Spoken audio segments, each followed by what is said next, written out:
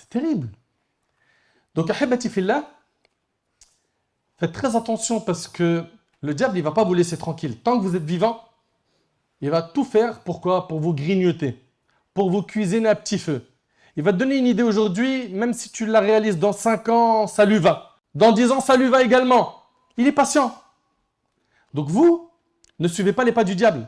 Dès le départ, il faut que vous soyez dans une forteresse qui vous protège du diable. Cette forteresse, c'est la bonne fréquentation. C'est le dua, c'est le dhikr, c'est le fait d'invoquer Allah le matin et le soir. C'est d'écouter vos parents et d'avoir leur bénédiction pour qu'ils vous fassent des doigts en votre faveur et pas des doigts contre vous. Combien sont ceux qui ont fait craquer leurs parents, qui les ont amenés au parloir, des mères qui pleurent. Pourquoi? Parce que tu as été bête, stupide. Tu as suivi des mauvaises personnes, tu leur as pris, tu as pris ton cerveau, tu leur as confié. Et maintenant, tu regrettes. Tu as détruit ta mère, tu as détruit ton père. Mais tout se corrige. Comme tu l'as fait pleurer, fais-la rire. Comme tu l'as fait souffrir, fais rentrer la joie dans son cœur. Comme tu as été mauvais, sois bon envers elle. Et profite d'eux tant qu'ils sont vivants, qu'ils te fassent dua. Ahibati fillah, méditez avec moi s'il vous plaît, Allah barik fikoum sur ce hadith. Bukhari Muslim y rapporte, cependant qu'un chien tournait autour d'un puits, mourant de soif. Voilà que l'a vu qui? Qui? Une prostituée. Elle a enlevé sa chaussure, elle l'a remplie d'eau de ce puits et elle l'a donné à boire au chien. Cela lui valut l'absolution de ses péchés. Allah lui a pardonné ses péchés. Parce qu'elle a eu de la rahma, de la miséricorde envers qui? Envers un chien. Et j'aimerais attirer votre attention sur un point qui est, si la miséricorde envers les chiens a été la cause du pardon des péchés d'une prostituée, mais à quoi ressemble la miséricorde d'Allah envers ses pieux serviteurs? Méditez. Malheureusement, on vit une époque aujourd'hui où la douceur et la rahma ont disparu du cœur de beaucoup de gens. Et qu'est-ce qui a pris place? La dureté et la méchanceté. Alors que le prophète sallallahu alayhi wa sallam dit quand la douceur est dans une chose, elle ne peut que l'embellir. Et quand elle est retirée d'une chose, elle ne peut que l'enlaidir, rapporté par Muslim. Le prophète sallallahu alayhi wa sallam a dit une femme a été tourmentée en enfer à cause d'une chatte qu'elle avait enfermée sans la laisser libre pour aller manger les insectes de la terre, rapporté par Bukhari et Muslim. Et le prophète sallallahu alayhi wa sallam, il a dit, écoutez bien, mettez-vous à l'abri du feu de l'enfer, ne serait-ce que par un morceau de date rapporté par Bukhari et Muslim. Je vous pose une question, un morceau de date, qu'est-ce que ça représente pour nous? Pas grand-chose, c'est vrai ou pas? T'imagines que le prophète nous dit, mettez-vous à l'abri du feu de l'enfer, ne serait-ce que par un morceau de date que tu vas donner en aumône, ça peut quoi? Changer la donne. C'est pour ça que je vous invite, Allah barik fikoum, à ne pas mépriser le bien que vous faites. En vous disant, ouais, mais c'est pas assez, donc je fais pas. Bon, que tu dises que c'est pas assez, c'est très bien. Mais fais plus. Mais que tu dis, comme c'est pas assez, bah, je préfère pas faire. Non. Non. Fais. Fais œuvre. Fais le bien. Maintenant, on arrive à la deuxième partie qui est, que pèsera-t-on sur la balance? Les gens de science ont plusieurs points de vue quant à ce qui sera pesé ce jour-là. La première opinion dit que ce qui sera pesé, écoutez bien, la première opinion dit que ce qui sera pesé ce jour-là, ce sont les œuvres elles-mêmes. Vous suivez?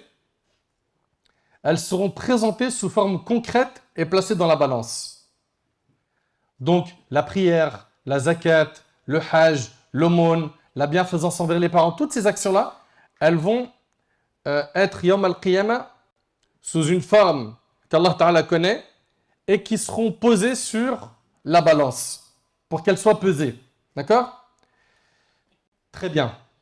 Le prophète alayhi salatu wassalam, il nous dit, et ça fait partie des arguments de ces savants, vous connaissez normalement tous ce hadith, kalimatan khafifatan ala al-lisan thaqilatan fi al-mizan habibatan ila ar-rahman zid subhanallah wa bihamdih subhanallah al-azim.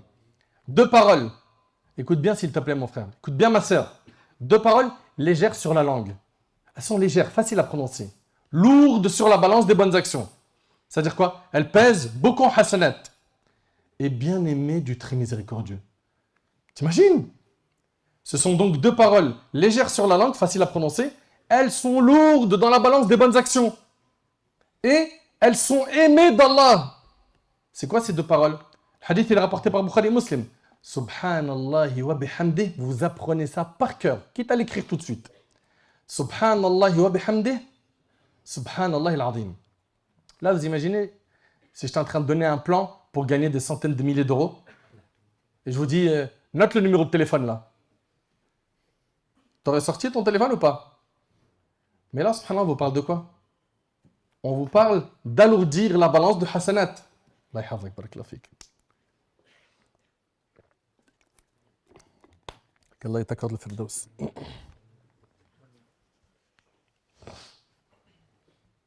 Là, on vous parle d'alourdir la balance de hasanat. C'est pour ça que je veux que tout le monde apprenne ça. Subhanallah wa bihamdih.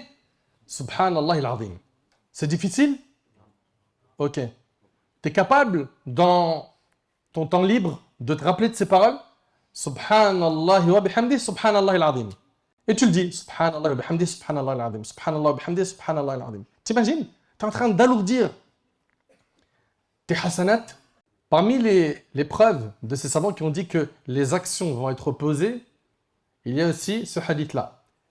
Parmi les preuves qui montrent que les actions vont être pesées, donc ça c'est le premier avis, ce hadith que vous connaissez, le hadith d'Abi Darda, qui est rapporté par Ahmed, Abu Daoud et d'autres, rien ne pèse plus lourd dans la balance du croyant le jour du jugement que sa bonne moralité, son bon comportement et son bon caractère. Allahu Akbar. La chose la plus lourde dans la balance du croyant, en termes de hasanat, c'est quoi? C'est le bon comportement. Qui nous informe de cela? Notre bien-aimé alayhi salatu wassalam. Aussi, le prophète alayhi salatu wassalam, il nous a enseigné, et ça fait partie des preuves qui prouvent quoi? Que ce qui sera pesé, c'est les œuvres, que celui qui a appris le Coran, Allahumma ja'alna min haoula ya Rabb, qu'Allah nous facilite d'apprendre le Coran, dites Amin. Celui qui a appris le Coran, eh ben, qu'il sache que le Coran va venir intercéder pour lui le jour du jugement. Il va venir intercéder pour lui le jour du jugement. Et en parlant du Coran, on en est où par rapport à la mise en pratique du Coran, à sa lecture, sa méditation, son apprentissage? On en est où? Malheureusement, il y a beaucoup de gens qui l'ont délaissé. Ils ont délaissé sa lecture, sa méditation, sa mise en pratique et le fait de se soigner par le Coran. Si tu regardes le temps qu'ils passent sur leur smartphone, et vous avez en plus le rapport d'heures dans vos téléphones. Regarde combien d'heures tu es resté sur les applications que tu consultes et regarde le nombre d'heures que tu as passé avec le Coran. Pose-toi la question pourquoi? Pourquoi jusqu'à maintenant tu ne comprends pas le message de ton Seigneur Azza wa Jal? Pourquoi?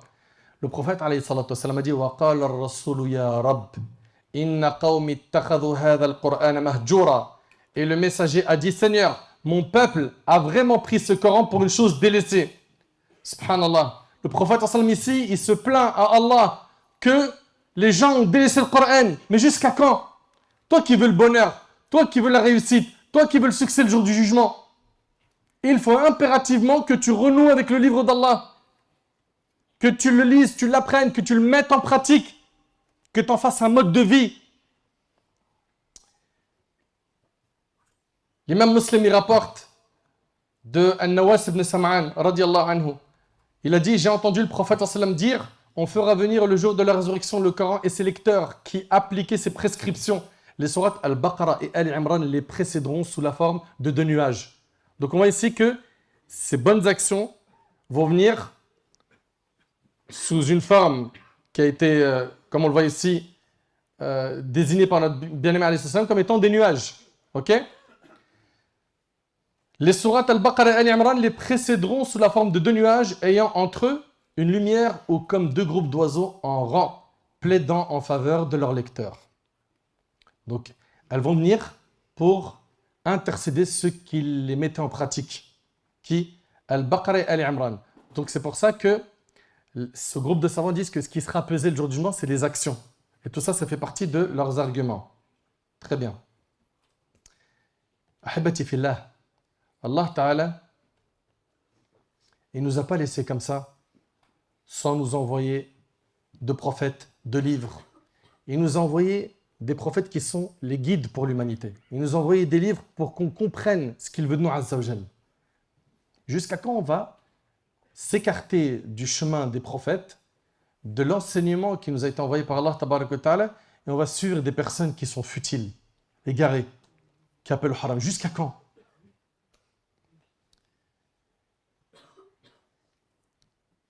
Parmi les arguments de ces savants, que les actions vont être pesées, vous connaissez très bien le hadith de Al-Bara ibn Azib, où la personne, quand elle sera dans sa tombe, elle va être questionnée par qui? Bismillah. Munkar et Nakir, les deux anges qui vont venir te questionner dans ta tombe. C'est quoi les questions? Qui est ton Seigneur? Quelle est ta religion? Qui est l'homme qui vous a été envoyé? Vous suivez ou pas? Qui est ton Seigneur? Bismillah.